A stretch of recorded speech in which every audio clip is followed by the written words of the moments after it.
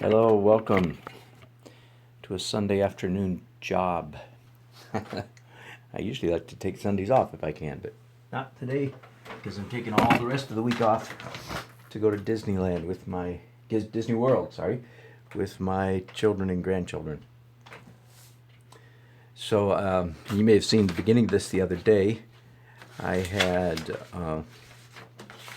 elevations and one 3D extrusion, a CAD drawing that my client gave me.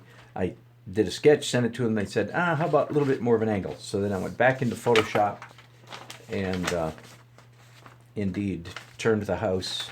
I don't have the same capabilities that they do, but in Photoshop I can get a reasonable facsimile of a turned house.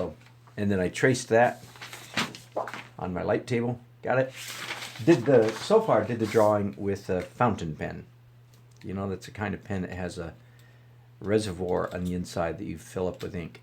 I used a fountain pen because I want the outlines to be heavier than the cross-hatching, and I also want fountain pens have a more expressive line than do rapidograph pens, which I'm about to start using right now.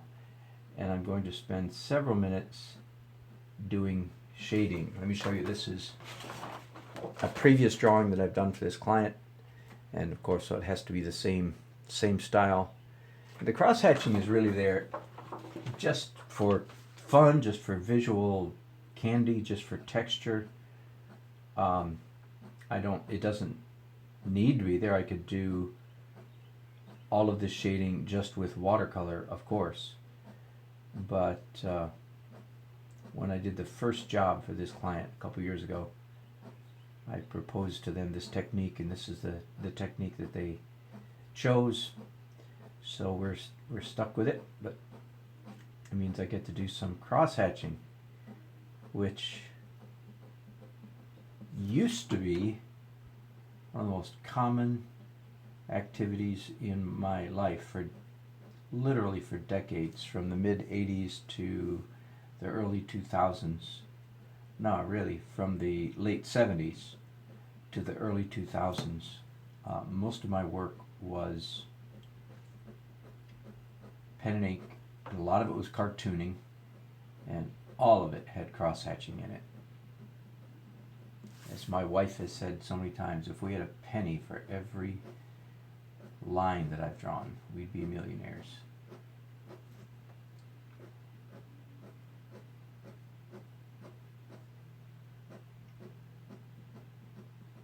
This can be a slightly, is that fair? Is that an exaggeration? This can be a slightly monotonous technique. I'm going to zoom in a little bit more so you guys can see a little bit better. How's that? Can be a rather monotonous way to draw a picture. So very typically, if I'm not talking to you guys, I'm listening to a podcast. Speaking of podcasts, one of my favorites is the Classic Tales podcast, where the producer, the reader, does an excellent job with character voices and does just what it says, Classic Tales. A lot of short stories, but also a lot of intermediate or longer stories as well. If you're looking for a good podcast just to enrich your auditory storybook life, go look for the Classic Tales.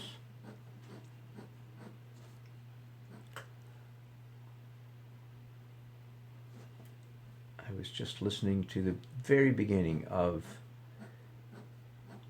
Peter Pan by Barry. What's his name?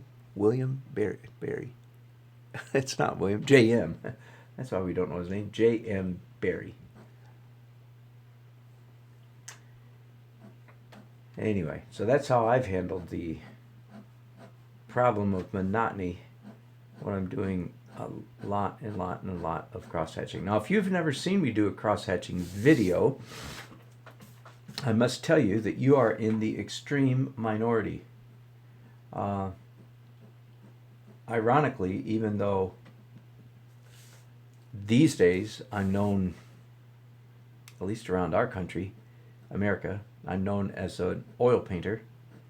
Around the rest of the world, if I may be so bold, I'm known best as a pen and ink cross-hatching. That's mostly because one of my cross-hatching videos went fairly viral, and it's got over 2 million views now. If you just Google pen and ink cross-hatching, probably even just pen and ink, my video will come up in your search, and you can find me giving a lesson on cross-hatching, which certainly is fair because, as I said, I've done for decades. Cross-hatching was my primary technique. The oil painting thing is a fairly recent development. I say that as a 63-year-old, right? So I only started oil painting in my mid to late 40s. Don't let that fool you. As a full-time professional artist for decades before that. It's just I did everything but oil paint. When I did my first oil painting, it was 1998 or 99. I was utterly astounded at how easy it was. I said, why didn't anybody tell me oil painting was so easy? Back in college, we were not encouraged to do oil painting. Many did, but we were rather brusquely pushed toward acrylic painting in the mid-70s because this is typical of a mid-70s art education. The professors were all gaga over things like abstract expressionism, and acrylics are certainly the product just perfectly suited for, in my opinion, for abstract expressionism. Fast drying, slap it down, let it dry, slap down another one, let it dry, slap down another one. All the hallmarks, if I may, of abstract expressionism. So when I went to school, we were not encouraged. People often ask me did I get an art education, and I usually have to gulp and say, well, sort of. I actually think very highly of this college I went to. Sad to say, I don't think terribly highly of their art department. It was a typical university art education. Sadly, typical. Which means they didn't really teach us how to paint much. Self-expression, perhaps, was encouraged over much. Okay, and this is going to become dreadfully boring for anybody trying to watch me. So, am I on? Whoops! Especially if I'm not even on the camera. Boy, that's going to be dreadfully boring. Sorry about that.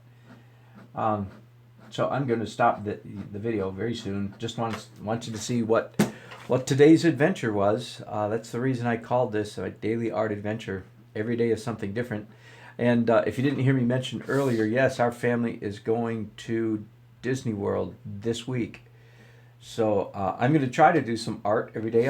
I'm taking my watercolor kit with me. Watercolor, even though that was my main medium for many years, main painting medium, I should say, pen, ink, and watercolor. Now, because I'm an oil painter, watercolor always feels a little bit like a vacation. So I'm going on vacation, so I'm not taking my oil paints. I am taking a watercolor kit, and I certainly hope to do a daily art adventure every day, either before, during, or after Disney World. It'd be really fun to do it during Disney World, wouldn't it? But I'm going to have 4 grandchildren in tow, so I don't know how many chances I'll have to sit on a curb in Disney World and do a sketch of, the Magic Kingdom. It sounds like great fun to me, but we'll see. Anyway, that's it. Thanks for watching. And again, if you want to see a class on cross-hatching, just hang up here, stop this video, and go to YouTube and look for cross-hatching. By the way, people, why are you wearing that glove? It's so the oils from my hand don't get on the paper. Because using this technique, my hand is in contact with the paper a long time. And I don't want stuff from my hand getting onto the paper. People are very funny about that. They think, oh, did you injure your hand? That's okay. But they think, oh, you're protecting your hand. My goodness, protecting my hand from what? Ink? Deadly ink? Yes, this is poison ink. Anyway, I'm sorry, that's a little bit snooty, isn't it? But anyway, no, it's to protect the paper from my hand. You got that? Please pass the word around. It's to protect the paper from my hand. Okay, I'm getting ornery now. Thanks for watching. I'll be back. Thanks for watching. I'll be back later.